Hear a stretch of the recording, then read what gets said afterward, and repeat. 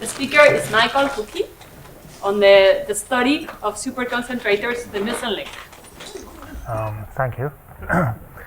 Thank you to the organizers for inviting me, and it's actually a pleasure to be here. So I will talk about actually something which is a little bit far from what was spoken so far, and I do realize that many of you actually work in slightly different area. So this will be talk in complexity, but this is actually what I was working on recently, and I find it really fascinating. So I would like to share actually the story with you. So in computational complexity, we actually are trying to estimate how many resources do we need to actually solve various problems. So it's actually, we are not asking about what's computable and what's not, but we actually are trying to establish how much time we need, how much space do we need. So that means we actually want to establish some upper bounds, like design algorithms, or lower bounds to actually show that something cannot be done in small resources. And the focus of this talk is actually lower bounds.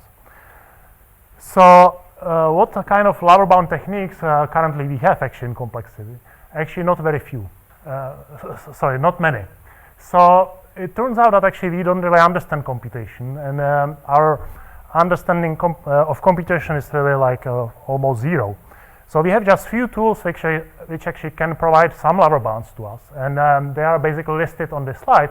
So the first one is of course diagonalization. So we can diagonalize, and that basically goes back to Gödel Turing in this context. And using diagonalization, we can prove that there are some problems which needs some amounts of time, say, to solve, but cannot be solved faster. But there are some limits to diagonalization, and actually we pretty much kind of know that some things are impossible to prove by diagonalization by itself. So this technique doesn't actually give us everything. Well, the second technique actually, which is actually also very useful, and that again, that doesn't actually, diagonalization by itself doesn't really tell us anything about computation, because somehow we get some machine code and we run the machine, but we don't really understand what's happening. We just basically run the code. So it's kind of black box technique. The information theory, that's actually a slightly better technique. It actually looks on basically flow of information during the computation. So the information theory, basically, I mean, the information theory started by Shannon. I mean, obviously Kolmogorov contributed substantially to our understanding, and although they were not proving lower bounds, but this information theory is actually a very useful tool for proving lower bounds.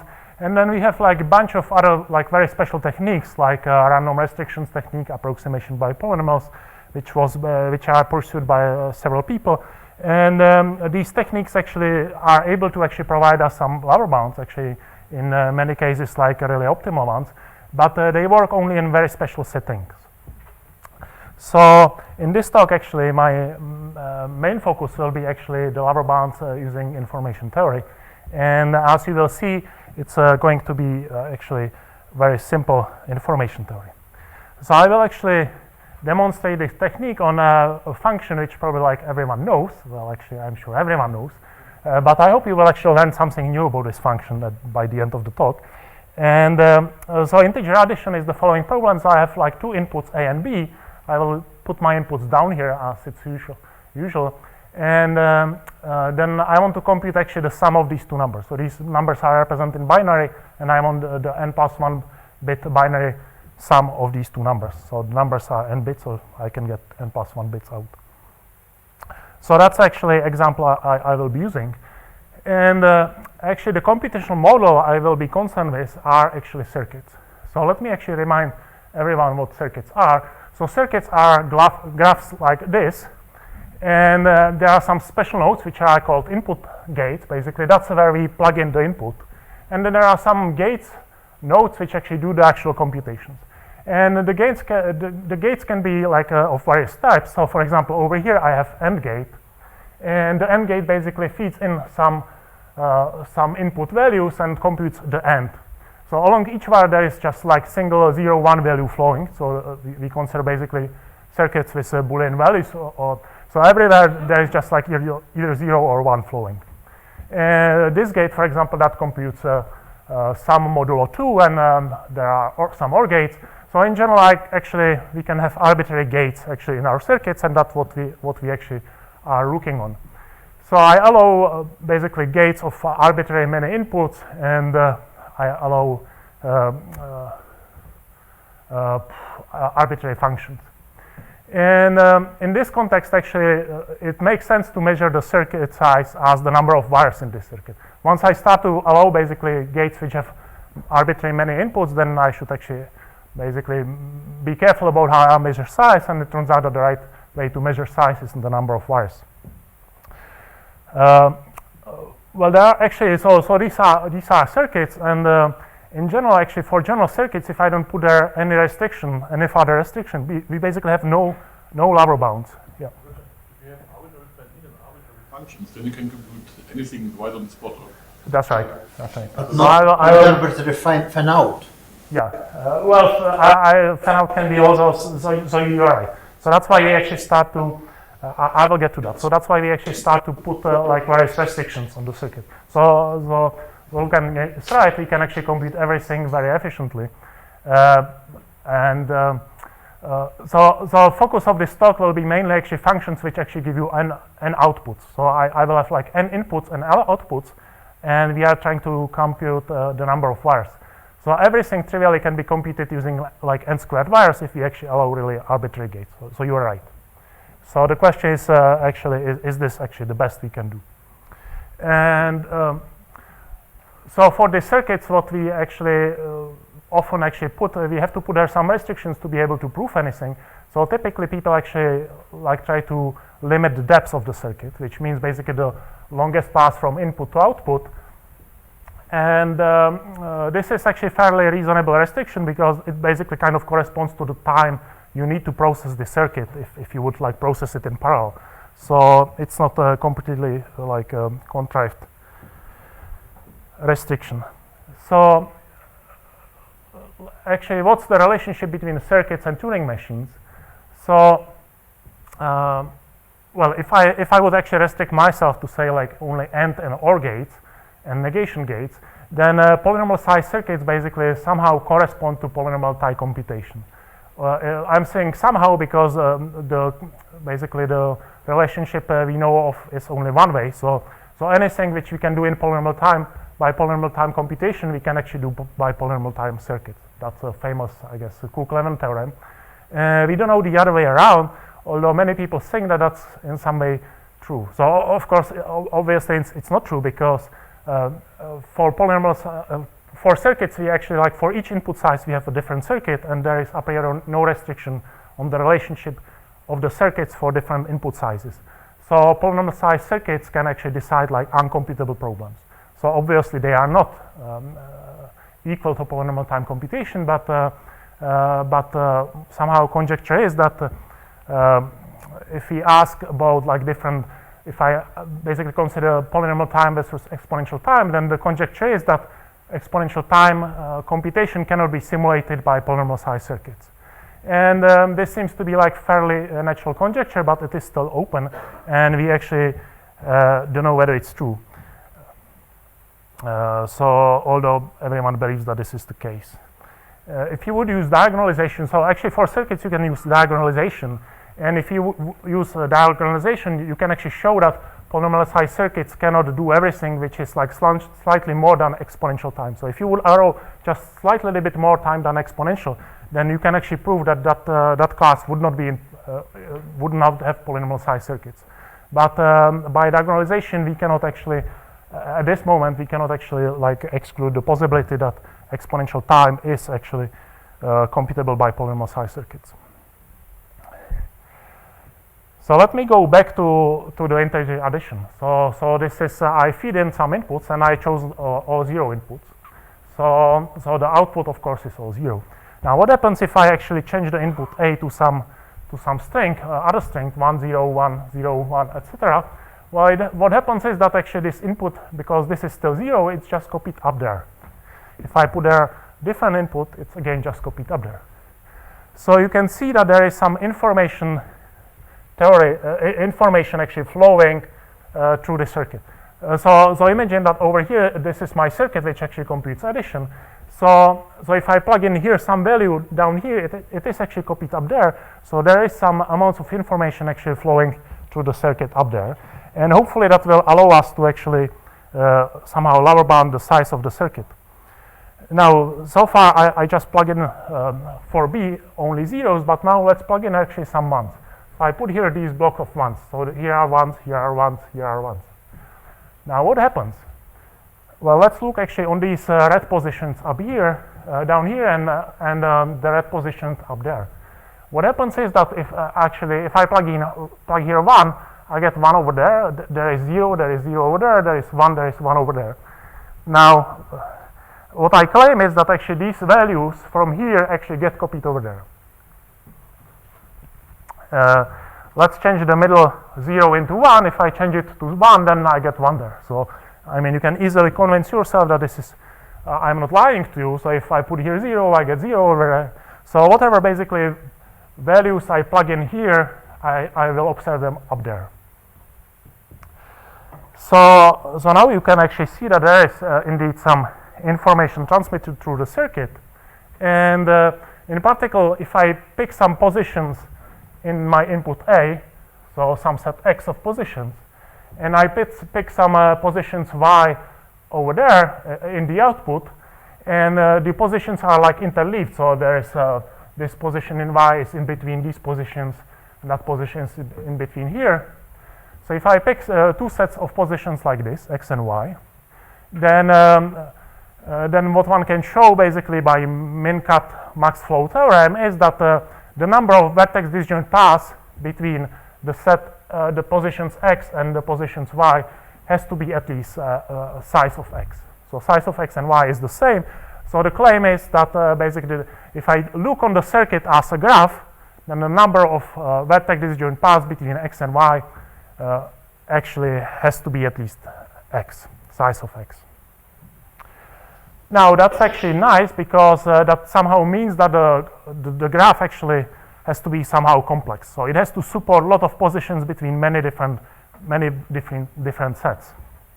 And the question is how complex such a graph has to be. And people actually believe that it has to be very complex. And there was a conjecture that you need actually super linear number of wires to actually implement such a circuit. Yeah, linear works for addition. Yeah, exactly. So yeah, I agree.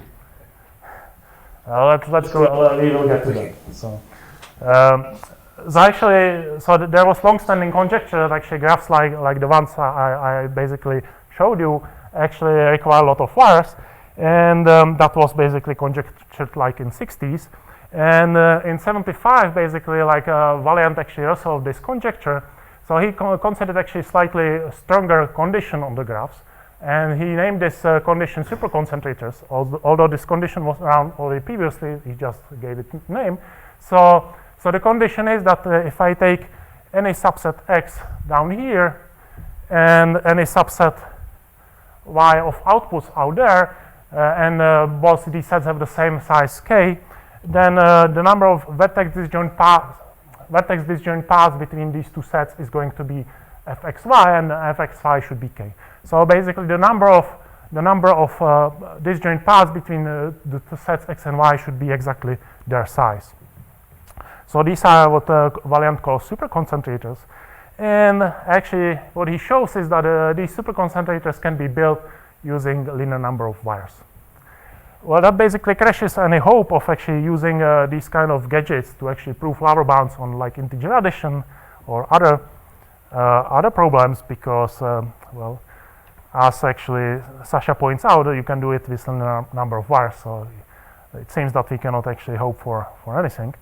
But then later in '83 there was another paper which actually considered a slightly relaxed notion of the superconcentrators. And what's the relaxed notion? It's actually weaker than Valiant's version. So instead of actually taking every set X and every set Y up there, we actually will take a random set X down here, random set Y up there of size K. So for each K, we will pick set X and Y at random, and we will ask what's the number of vertex disjoint paths between these two sets. And what we require that on average, this number should be large. And if you think about for a minute about this condition, then it actually turns out that like integer addition actually satisfies this condition, because if you take two random sets, x and y, then about like half of them will be interleaving. So by applying the argument we had before, I mean, there is going to be like 1/2 of k vertex disjoint paths on average between the inputs and outputs for integer addition. And what Dolev and Dwork and Pippinger and Wiederson did is they actually showed a lower bound on this on the size of these kind of graphs, and they actually show. Obviously, they cannot show it in general, because as we saw from Valiant, I mean, you can actually build them using linear number of wires. The Valiant's condition is stronger, and he can do it in linear. But what happens is that if you actually bound the depth of this graph, then suddenly you can actually prove that you need actually superlinear number of wires.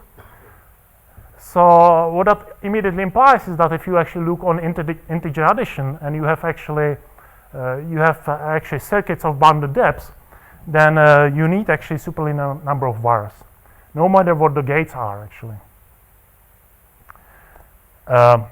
So what are the precise bounds on actually relaxed superconcentrators?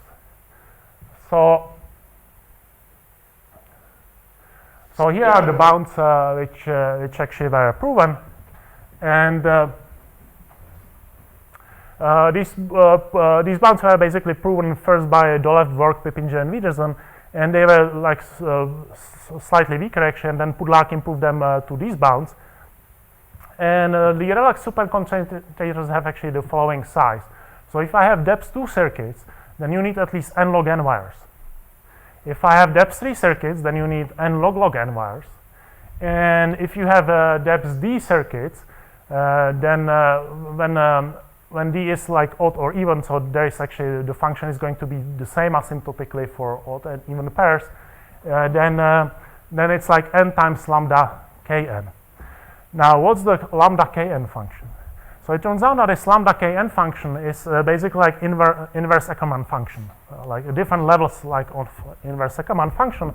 In particular, well, if I set lambda 1 to be n, then lambda k plus 1 of n is basically the star of lambda kn. So how many times do I have to iterate like lambda k to get to 1 from n?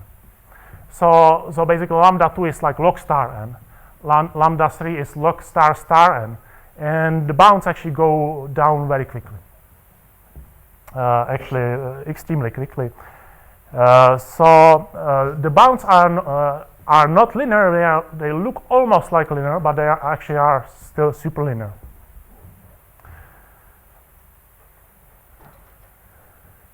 Yep. Yeah, so I'm getting to that. Yep. So the upper bound. So let me actually show you, let me give you an example of prefix XOR function. So prefix XOR function is a very simple function. It basically has n inputs and outputs, and the i's output or k's output is basically the parity of the first k input. So yk is modulo 2 sum of x1, x2 up to xk. So that's a prefix XOR, and again you can fairly easily verify that these kind of circuits, that basically this kind of function satisfies this relaxed superconcentrator property. So if I feed in, if I pick like random subset of inputs and random subset of outputs, then there will be like a large information transfer from bottom up. And well, here is an example of depth 1 circuit which actually computes prefix XOR, and it's the best you can do. Basically, well, it's just the trivial thing. So you basically compute parity exactly according to the formula. Now, if you go to that, so that's basically going to give you size n squared. Now, what happens if I go to depth 2 circuits? So in depth 2 circuits, I can actually do much better. I can do n log n, actually size. And how do you do n log n actually for this particle function? Well, actually for each I between 1 and log n, so let's pick some I, So what we are going to do is we are going to basically divide the input into blocks of size 2 to the I. And for each block of size 2 to the I, we are going to compute the parity of that block.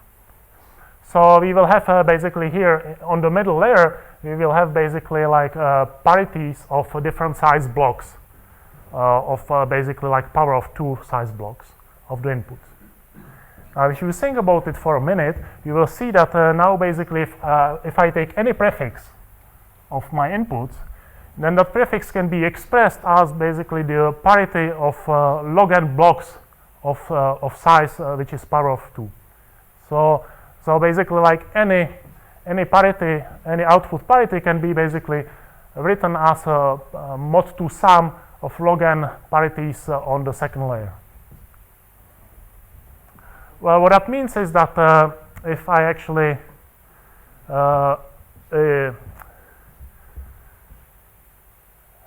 what that means is that well, how many wires I have in total in the circuit? Well, basically like each input actually contributes by 1 wire to one of the blocks for each I, and since I runs between 1 and log n, then that's basically n log n. And so the first layer basically consumes n log n wires, and the second layer also consumes only n log n wires, because we said that each output is actually connected to log n, at most log n different vertices in the middle layer. So this shows that in depth 2 you can actually do n log n.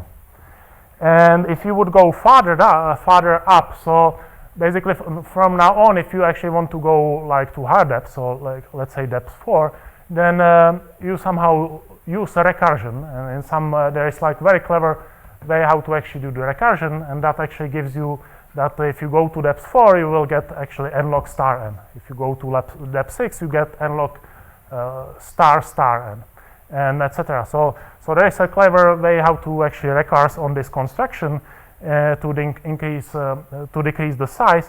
So the point is that basically these circuits demonstrate that the bounds which I have showed you on the previous slide are actually optimal. So if I go back here, these bounds actually you can really achieve them. So for example, prefixor circuits actually give you exactly these kind of bounds.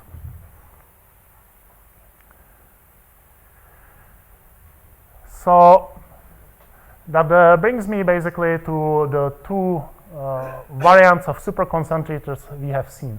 So the first variant is actually the variant which was basically named by Valiant, and that's basically a variant where for each k, if I take 2 sets x and y of inputs and outputs of size k, then the number of vertex decision paths between these 2 sets is going to be k.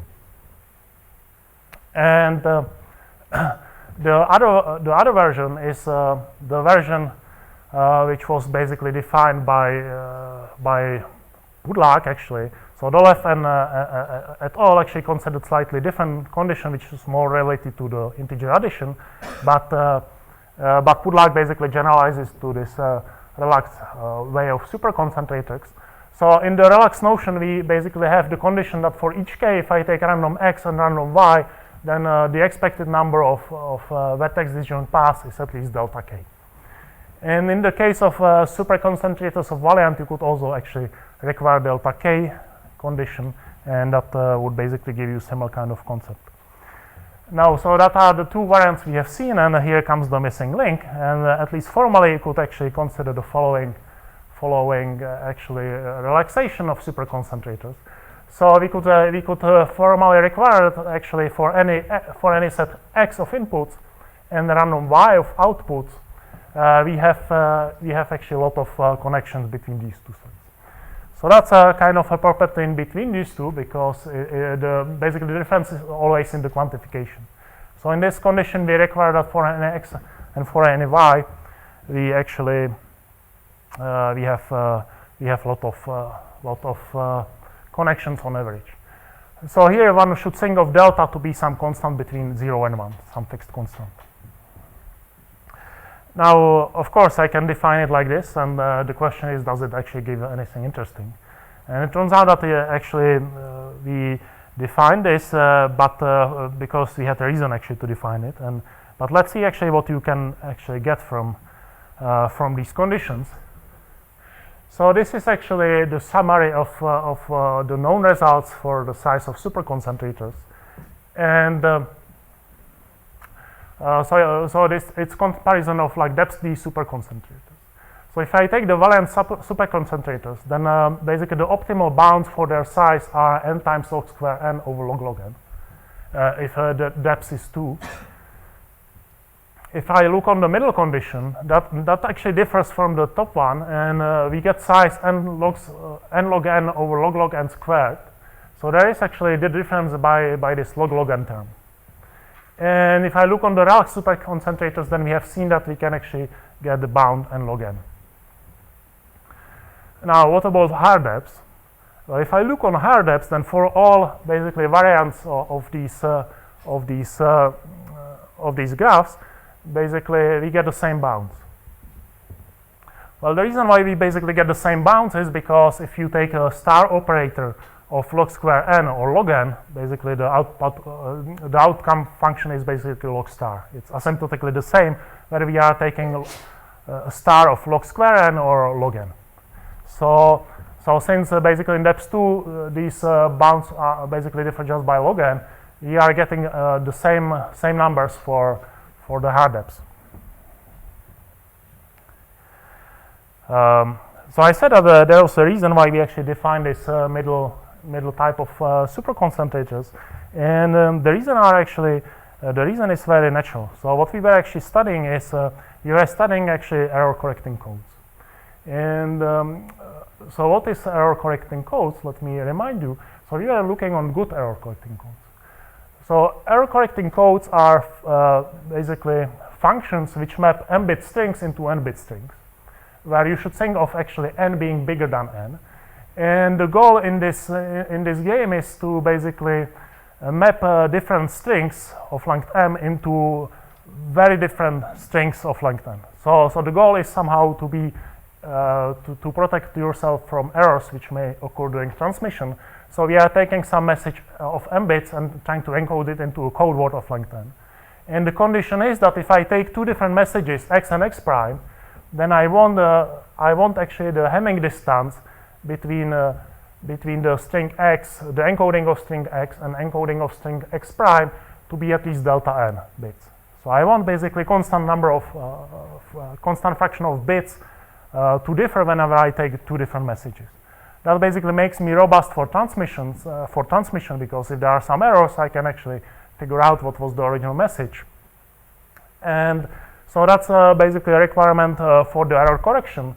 And we also require that actually the function not to be like very inefficient. So what we want is that actually m is reasonably big, or in other words, actually n is not that much bigger than m. So we basically want that n to be like constant multiple of m.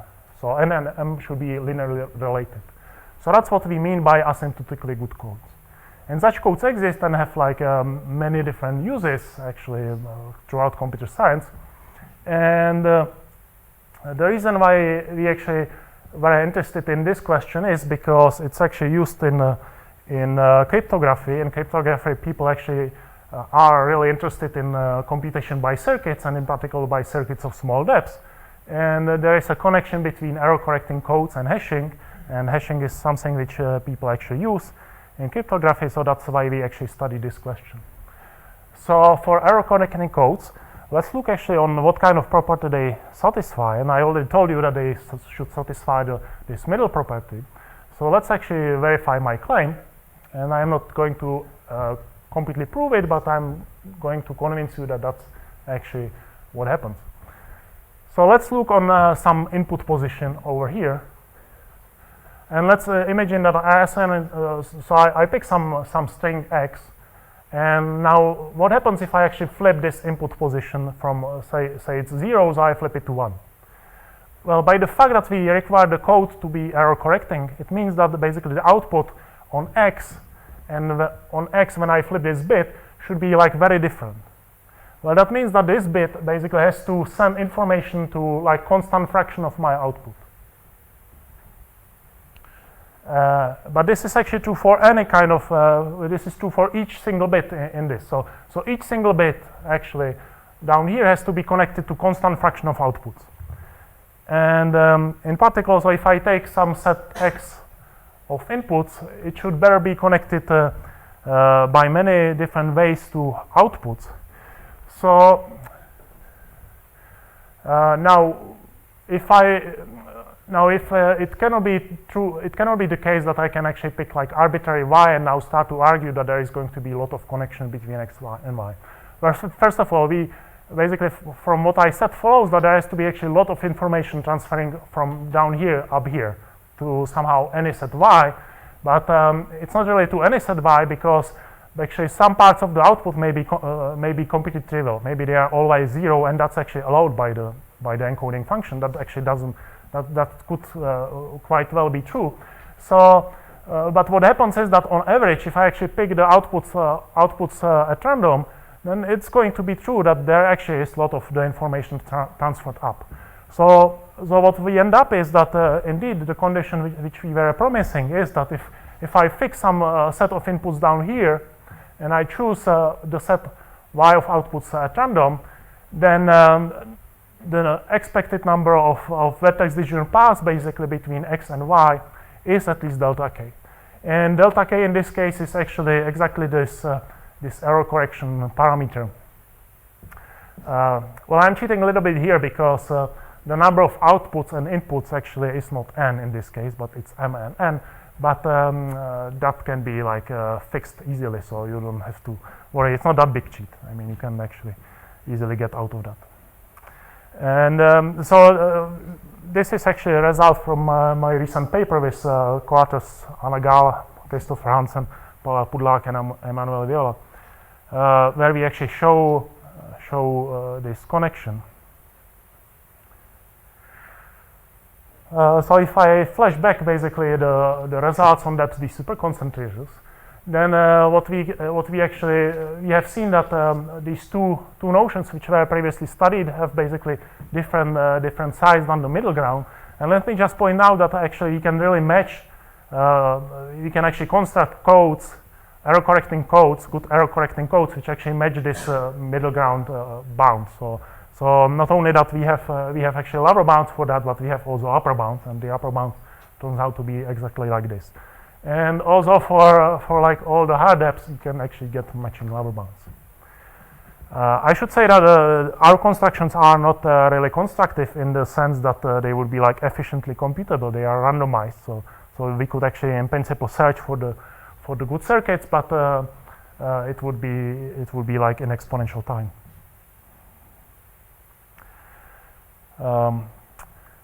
So everything which I said so far actually is about functions which take n inputs and produce an output.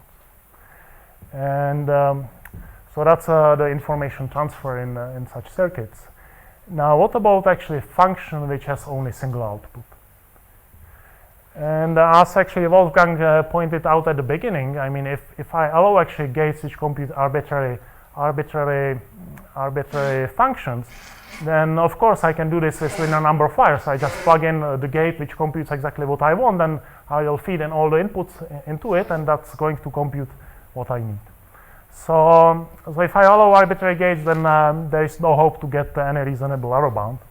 But if I put there some reasonable restrictions on the gate, then I can actually get something.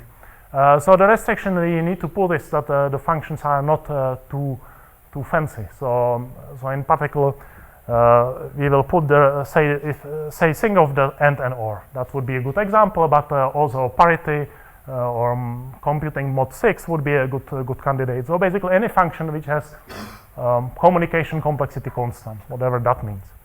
But the examples I gave you actually work.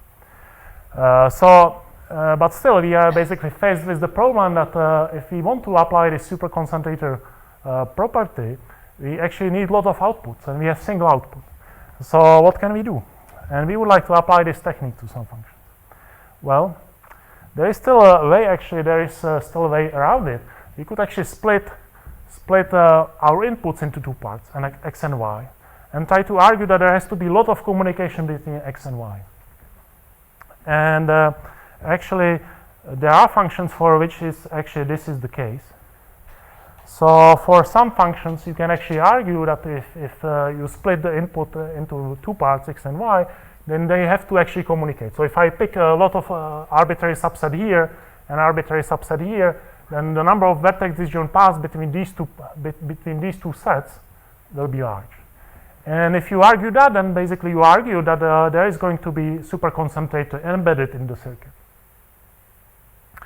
And you can actually apply it to some fairly simple functions like this. So this is a regular expression for language, and the language basically is I have A and B repeatedly. So I have A, B, A, B, A, B, A, B, A, B, and I'm allowed to put in between these A and B's arbitrary number of the letter C. So I have 3 letters A, B, C. The C basically is completely ignored, and the main point is that after each A there has to be B, and vice versa. So what you can show is that basically this kind of function, if you allow AND gates, mod 6 gates, OR gates, then all these the circuits which actually consist of such gates must actually contain relaxed superconcentrators.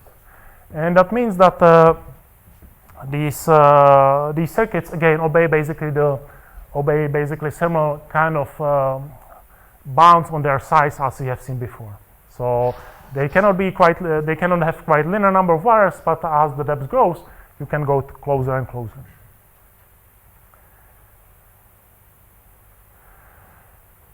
So there are certain actually recent improvements on this technique of information transfer, and that's basically by Cherukhin, and then later improved by Koucký a little bit, and then there is a recent result by Drucker on this topic.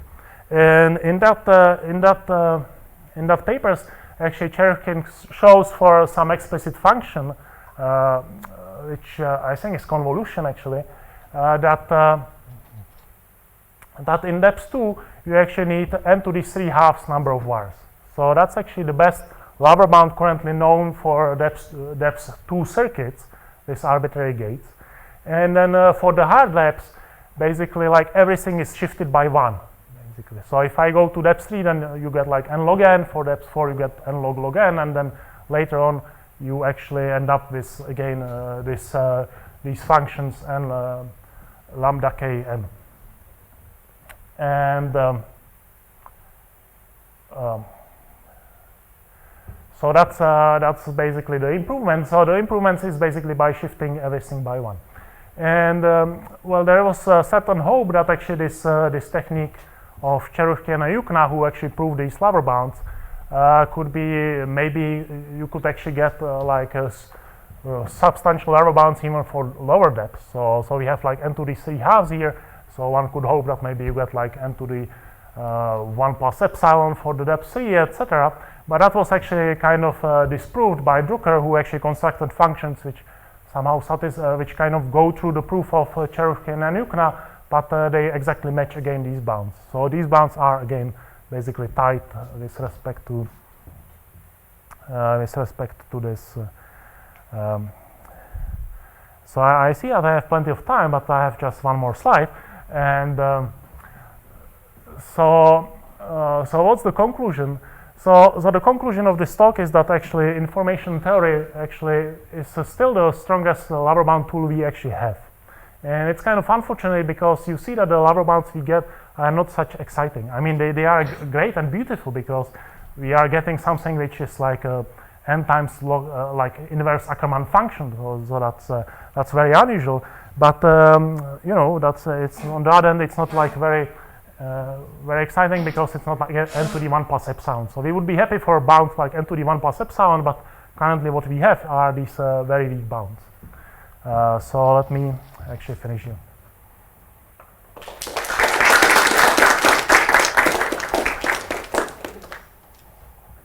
Yeah, so there's a problem of this is what is called Thurston's-Hilbert problem for finite domain. Okay. So we want to, we have a function of 3 arguments, and we need to represent from some unstructured set of big size. So it's mapping the arguments and the value are in a set of big size. And we want to represent it as a composition of function of 2 arguments. Yeah. And so there is, it's since this is a kind of problem when the gates are arbitrary, it seems that information theory could be the only or the right tool to do this. So what do you think? Whether it's feasible or what should be? That's a good point. So there is actually some paper by Christopher Hansen and Peter Bromiltersen on this. Yeah. But what they do, they just find that you need 7 gates. Yeah. That's It's not. a ridiculously low bound.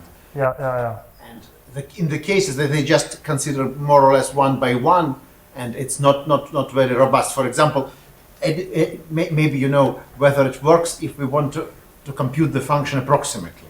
If we need to have some function which can be computed and cannot be computed by this kind of gate circuit in 99% of cases, or anything. So it's kind of information theory problem. Yes, What do you I think? see. Whether it could be helpful for this, well, it's worth try. So actually, I cannot give you like an answer right now for the Hilbert's problem, But you are trying. but it's a good question actually. Thanks. So for depth 2, you have better lower bound for mild concentrators than for relaxed ones, right? The middle ground. For the middle ground, Yeah. middle ground, I see. And for which problems one can apply these better bound? You mean for the middle ground for which Yeah. kind of problem? Well, I mean, I currently know only of this error correcting code. So Okay, and what's the result then? what's the result? Well, the error correcting codes require exactly so many wires in depth 2. I see. For encoding. For encoding, yeah. And can you prove something for decoding? No. So we didn't actually look on decoding, and we don't know how to decode these. So we actually do provide a construction of codes, but the construction is actually randomized. So it's actually the codes are going to be actually linear. So the gates we use are just parities actually in our circuits. But we don't know how to decode these because these are basically random linear codes in some sense, and that's hard to decode actually. So we don't know anything about decoding. Even lower bounds for decoding cannot be obtained in this way. That's a good question. Maybe it could be actually. I would have to think about it. Good, thanks. Yeah. Questions or comments? And this is this middle ground, lower bound tight? I mean, Well, it's asymptotically tight. Yeah. so does it mean that you can present a mild ground superconcentrator? That's right. So we actually do present the circuits for the error correcting codes, and since they actually have to satisfy the condition, it implies that we do have actually the graphs. And they are explicit. Well, as I said, they are explicit in the sense that they are probabilistic, so you could look for them by exhaustive search, but that's going to take you exponential time. If you don't care about exponential time, then you are fine. Just to check, you need exponential. Yeah, exactly. And then you have to like enumerate over all the possible circuits. So, yeah. But indeed, you need exponential time to check this. Yeah, you do. Yeah. But if you just take a random linear transformations and compute the determinant, it doesn't work. What do you mean determinant? So you want to check how much, what is the number of paths between this and that part. Maybe, I'm not sure actually how hard is that actually. No, just a kind of guess. Yeah, so I would think actually it's probably NP complete or something. Because like checking whether code is good, I think it's like NP complete. Or so some programs writing codes are actually NP complete. No, for superconcentrators. Yeah, but I would guess it's still like probably NP-complete. So. Oh, yeah, because you have to like check all pairs of sets X and Y, and you have to like argue that there is a lot of stuff. It's just as computing a program, right? But it's sharply complete. So I suspect it's NP-complete.